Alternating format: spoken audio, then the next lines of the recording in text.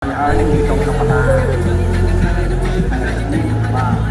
សូមបានជួបបាយគឺគង់គ្រប់ត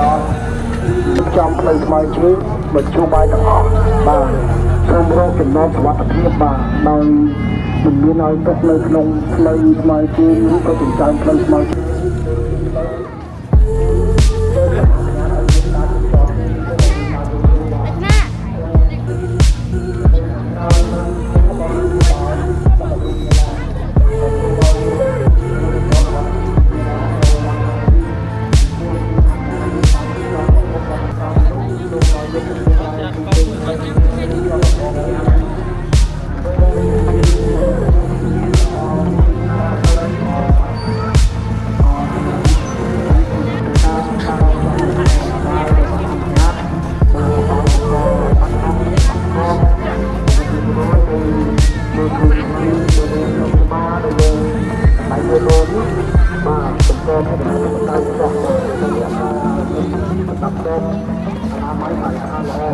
គឺបណ្ដាប្រស័យទៅលើគុណអរិយៈទៅលើព្រឹត្តិការណ៍នេះតាមបាទធ្វើយ៉ាងយកពីខាងក្រៅបាទដោយតាមនេះគឺការចំបាត់ថ្មីហើយមានចុងសប្តាហ៍នេះបាទសូមបានជួបបាយគឺគង់គ្រប់ត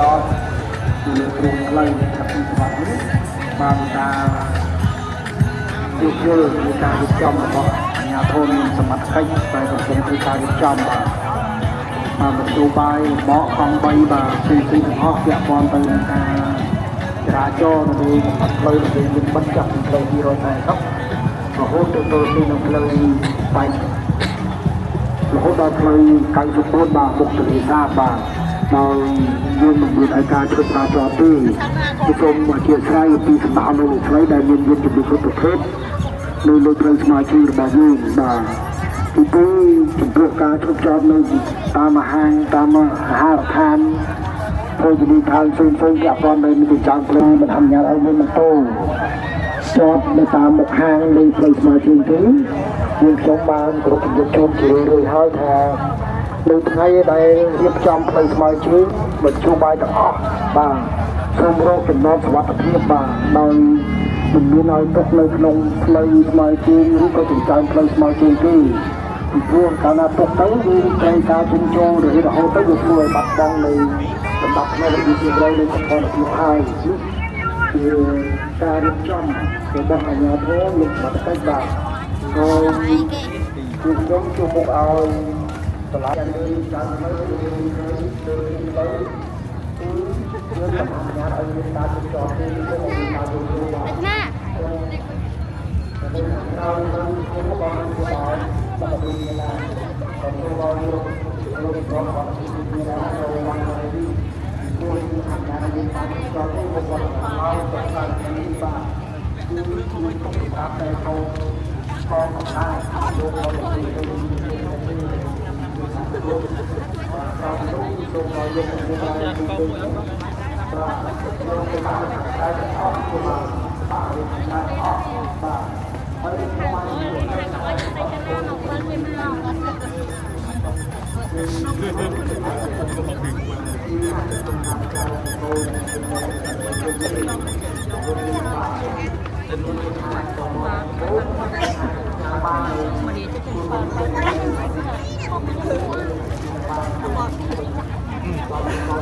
yang bahas itu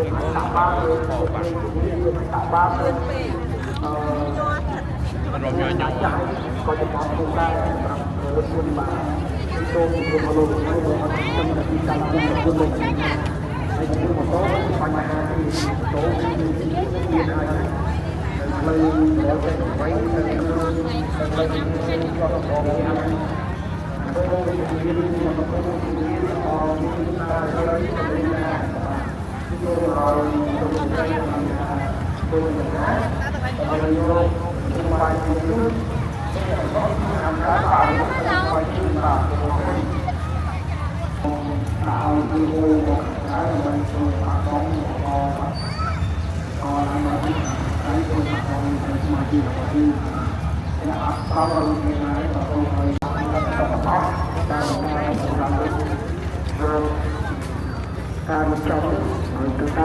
ការរំលងបាយរបស់អញ្ញាត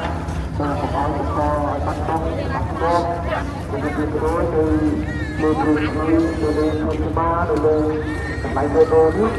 បាទបង្កពីដំណើរប្រតិយសោះបាទទៅអាការមានស្ដាប់ដបអនាម័យបរិស្ថានល្អការឡើងវិញហើយចុងក្រោយក៏ដូចជាដែរយើងខ្ញុំត្រូវការឲ្យប្រកាសទៀតថាមួយគ្រូច្បារ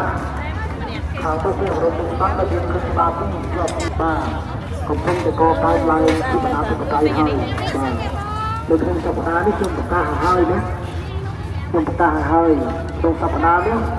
បាទសូមបងប្អូនបន្តចុះលក់ដូរចុះប៉ុន្តែសប្តាហ៍ក្រោយគឺអត់ឲ្យមានទីណាសម្រាប់ឲ្យតន់ខ្ញុំមើលឃើញការកើតឡើងពីបណ្ដាប្រតិយនៅលើគុណអាយលៈនៅលើគុណច្បារនេះបណ្ដាបាទធ្វើយ៉ាងណាដើម្បីចូលរួមចំណែកក្នុងការទប់ស្កាត់ឲ្យបាននៅក្នុងករណីនៅតែមានការមិនចូលរួមទប់ស្កាត់ទេយើងខ្ញុំសប្តាហ៍ក្រោយគឺបាទអាចលើកសម្ភារៈដាក់ឡានហើយបើសិនជាមិនបានចូលរួមនេះខ្ញុំជម្រាបឲ្យហើយណា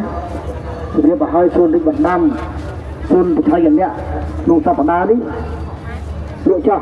បាទតែសប្តាហ៍ក្រោយសូមជម្រាបថាអត់ឲ្យមានទេហើយបើមានយើងខ្ញុំវិធានការហើយណាបើយើងខ្ញុំវិធានការកំថាបានដឹងណាបាទខ្ញុំស្ដាប់ឲ្យតន់ព្រោះទូនេះដូចខ្ញុំជម្រាបអញ្ចឹងថាទូនេះគឺសម្រាប់តែបងប្អូនប្រជាពលរដ្ឋលោកមកកំសាន្តលោកមកសប្បាយនាំកូននាំចៅមកអង្គុយលេងទេតែបើយើងបាត់ជួនច្បារនៅលើមាត់ទន្លេលក់ដូរអស់ហើយយើងអាណាទៅបតៃឲ្យលែងមានកន្លែងតែកំសាន្តលេងមកយើងទៅជាកន្លែងទីផ្សារលក់ដូរទាំងអស់ហើយបាទហើយយើងចង់ទៅជម្រាបជុំចុងសប្តាហ៍នេះបាទថ្ងៃទី25នេះបាទសប្តាហ៍ក្រោយគឺអត់ឲ្យមានទេសប្តាហ៍ក្រោយថ្ងៃទី1ថ្ងៃទី10ថ្ងៃទី29ឆ្នាំទៅគឺអត់ឲ្យមានទេ